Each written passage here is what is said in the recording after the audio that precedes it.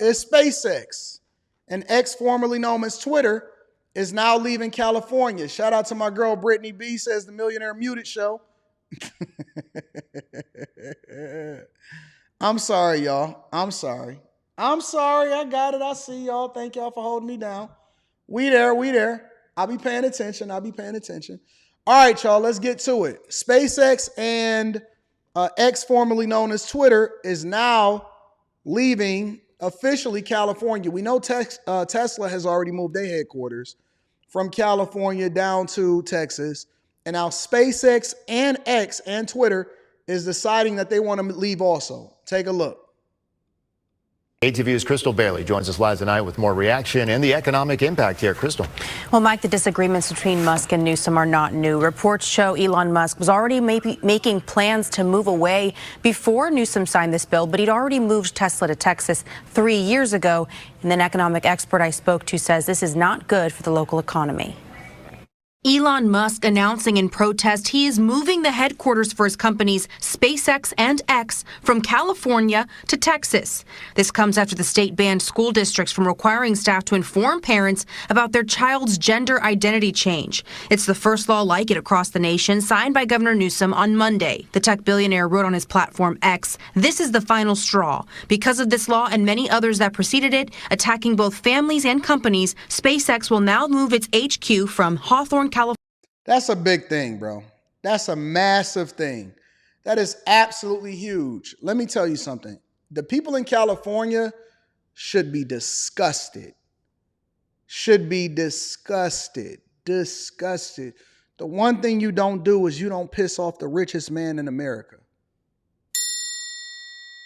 The one thing you don't do under no circumstances is you do not piss off the richest man in America, meaning that the man that has the majority of the businesses inside your state, the one that helped pay the taxes in California, and y'all already operating at a what? $65 billion deficit?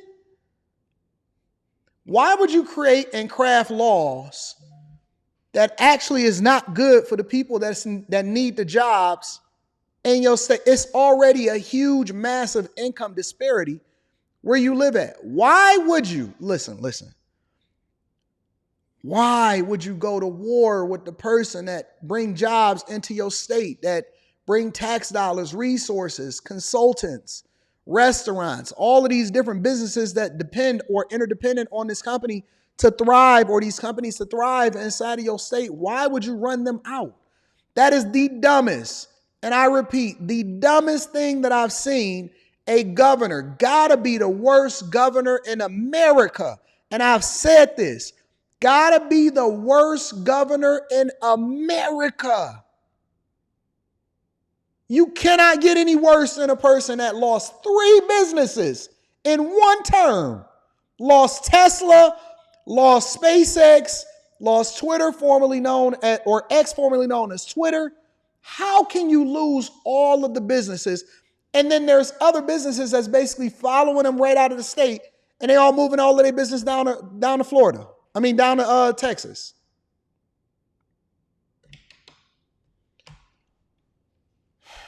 California to Starbase, Texas. He also says X will move from San Francisco to Austin, Texas.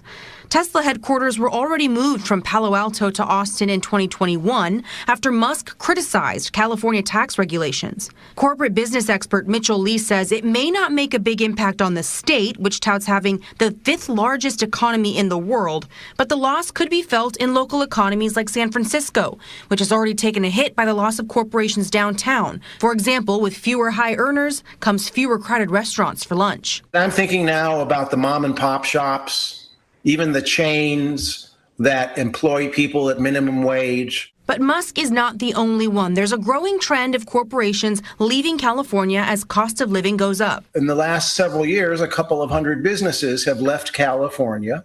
Interestingly, crazy. A full half of those businesses have relocated in Texas. What's unique in this situation is a big corporation leaving because of a difference in politics, not just financial reasons. In another post, Musk wrote, "I did make clear to Governor Newsom about a year ago that laws of this nature would force families and companies to leave California to protect their children." In a response on X, Governor Gavin Newsom shared a screenshot from Donald Trump implying Musk begged Trump for support for his tech projects. It reads in part, "I could have said, drop to your knees and beg, and he would have done it." In a witty response, Newsom writes back, "You bent the knee," insinuating Musk was just appeasing Mr. Trump for financial gain. There's no word on a timeline for Ego. Gavin Newsom posting on X. Think about this. Look at the irony of this whole situation, right? Gavin Newsom responding on a platform of the person that owns it that's leaving your state. Gavin Newsom, in order to even energize this, listen, this person has the ability to remove you from the platform. He could, if he wanted to, with the swoop of a pen or a phone call to one of his developers, say, "Hey, ban Gavin Newsom, we don't even like him no more." That's crazy. And you telling him that you bent the knee. Ego is the thing that's going to mess up your bag 10 times out of 10. You going to war with the people that employ the people that's in your state. What's wrong with you? Insinuating Musk was just appeasing Mr. Trump for financial gain. There's no word on a timeline for a move, but it's likely certain factories will stay put, like Tesla's Fremont factory did after the headquarters moved to Austin. And the governor's press office notes even after Tesla's headquarters moved, the company expanded in California. Musk also alluded to crime and drug issues around San Francisco's Civic Center, where X is located. The gender identity law will take effect in January. Do y'all know what the gender identity law is? Why this was the final straw? I'll look it up for y'all. Because I believe that the gender identity, okay, all right. So the gender identity law, California, and this is according to the Los Angeles Times, all right? So we're going to do a little bit of deep diving to make sure that y'all understand what's going on. Let me share my screen with you guys so that you'll understand exactly what's happening out in these streets. The California gender identity law. I don't know why anybody would ever participate in trying to put this law together in the first place, but let me keep you up to date. It is basically a law that's a bill that was signed on Monday. Let me remove this real quick. A bill that was signed on Monday that prohibits, listen to this, y'all. It prohibits mandating that teachers notify families about student gender identity changes, capping a year-long battle between conservative school boards concerned about parental rights and the alphabet community activists worried about their vulnerable youth. So I'm going to go into this on the Anton Daniels channel a little bit.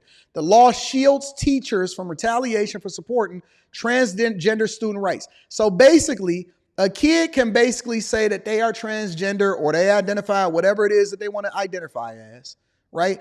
And the teacher can support that child despite the parents not knowing about it. And it basically restricts the parents from being able to find out through the school. It restricts the parents from being able to find out from the school that your kid is basically being sassy in school and saying that they identify as something else. So then the school supports your child in that.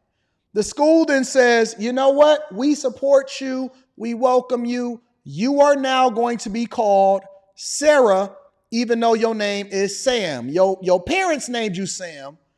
And now we're going to call you Sarah because even though you're a child, you want to be identified as that. And there's zero. That school is going to support that child and whatever it is that they want to do. And the parents have no say-so in it whatsoever. This is the gender identity law that is now going to go into effect in California.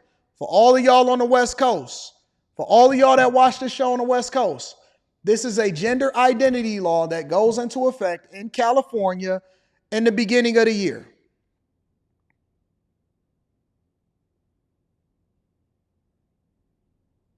It comes in response, let's look at it. It comes in response to school board decisions in some red pockets of California, because not all California is blue, to notify parents if their child changes their name or pronouns, if the student requests to use facilities or participate in programs that don't match their gender on official records.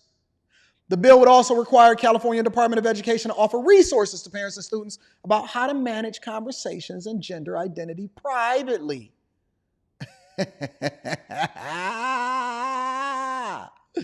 Yeah, look at it. You got the California Republic flag, and then you got the alphabet community flag right under that. And this is one of the things that Elon Musk said, listen, this is enough is enough. In addition to that, let me also announce that Elon Musk said that he plans to give $45 million a month to a pro-Trump super PAC to help him get elected. Talk about having rich friends. Talk about having, he said he's going to give $45 million a month to a pro-Trump super PAC.